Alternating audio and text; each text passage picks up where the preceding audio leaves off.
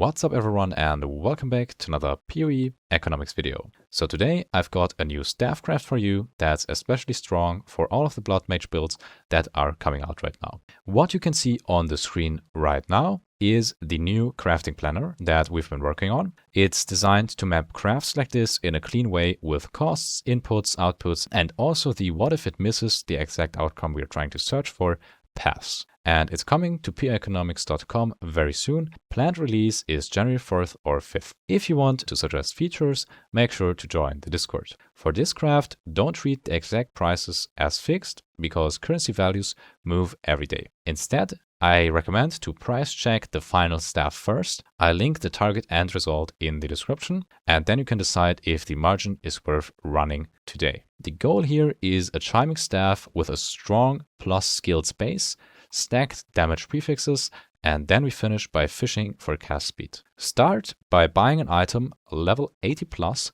magic Chiming Staff with at least +6 to all skills as the suffix. +7 is of course ideal, but it's likely that you won't be able to get it. Make sure it already has one prefix and one suffix. First, we use the Greater Essence of Seeking to force critical hit chance. Then we apply the Essence of Abyss together with the Omen of Sinistral Crystallization to create the Abyss Mark setup. In here we have a 50-50% chance to get either the Mark of the Abyss on the prefix or the Mark of the Abyss on the suffix. In case we get it on the suffix, what we're going to do is we're going to reveal the modifier on the well. So either way, whatever you get on that modifier, you can continue the craft with removing desecrate, but of course I recommend to sell it if you roll cast speed. Now you remove the desecrate with an Omen of Light and the Orbital Moment, and then you add it back with the Preserved Jawbone and the Omen of Sinistral Necromancy, which skips this step right here. Now, if we roll the Mark of the Abyss on the prefix, we're going to immediately put a Preserved Jawbone on it to desecrate it with the prefix. Now, as we got the desecrate on the prefix, what we're going to do is we're going to reveal the modifier on the well, and we're going to reveal it while using an Omen of Abyssal Echoes. And what we're trying to do is get +2 mana, and we want to block it in the future crafting. Based on PoE2 weighting, it's roughly a 34% chance hit. We use the Omen of Light plus an Orb of Annulment to remove the mark and repeat the exact same Jawbone reveal loop until we hit flat mana. Once mana is on, we move to the big prefix rolls. We use a Perfect Exalted together with the Omen of Greater Exaltation and the Omen of Sinistral Exaltation. We're aiming for one of the 3 premium prefixes: increased spell damage, added cold damage, or added lightning damage. If we miss all 3, I usually sell the staff as is, unless the base is completely insane. Because at that point, you can try to wipe prefixes and restart,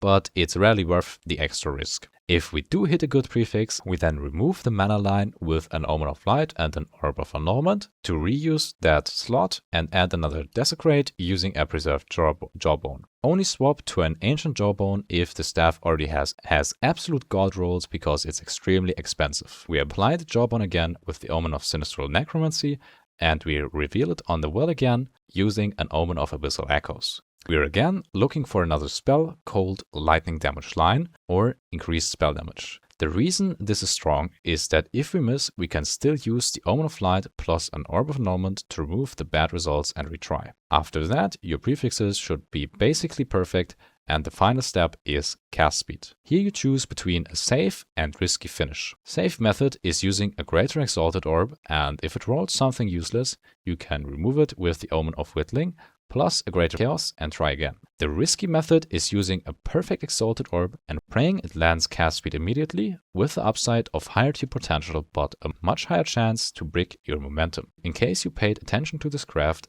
during these last steps, we can also simply use the Preserved Jawbone and get us a suffix and try to get cast speed first, and after that roll the prefix on it. But going from chances, it's usually better to get another strong prefix on it, get triple very strong prefix, and then after that try to get the cast speed as well. It's usually less of a gamble, but after all, it's your choice. Now that we've discussed all of these different steps, I'll show you a time lapse of the full process so you can see what each step looks like in practice. I've got one attempt in League that got scuffed and restopped, and one in Standard where I found a cheap +6 base and the craft was fine, but cast speed didn't hit at the end. It's still a great proof of concept for the exact workflow and retry points. If you want crafts like this earlier, consider tier 1 or tier 2, and for updates on the crafting planner release, join the Discord. If you don't know this yet, we are running the PoE Economics Fund, where we are applying these kinds of strategies, crafting strategies, trading strategies, etc., to the divines that you can invest into this fund. So make sure to check that out if you're interested and have a lot of fun with this craft. There will be more to come.